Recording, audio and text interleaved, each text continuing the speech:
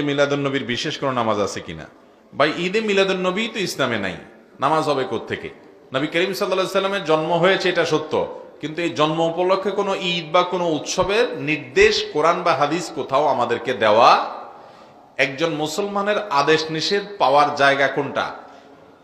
কোরআন এবং হাদিস।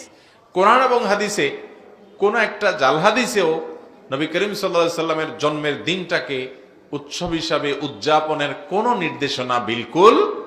আরে ভাই, জন্ম দিবস উদযাপন এটা তো পেগানদের কাজ। অগ্নি পূজক, প্রকৃতি পূজারী আছে অনেকে, তাদের কাজ। এক সময় খ্রিস্টানরা পর্যন্ত জন্ম দিবস পালন করতো না, পরবর্তীতে সেটা খ্রিস্টানরা ধরছে শুরু করা। ঈসা আলাইহিস সালামের জন্ম দিবস, ক্রিসমাস ডে তারা পালন করে। এদের দেখা দেখে মুসলমানরা চিন্তা করছে তাহলে আমরাও আমাদের নবীর মহব্বত প্রকাশ করে করি। যারা করে তারা মহব্বতেই করেন, তারা নবী সাল্লাল্লাহু আলাইহি ওয়াসাল্লামকে ভালোবেসেই করেন।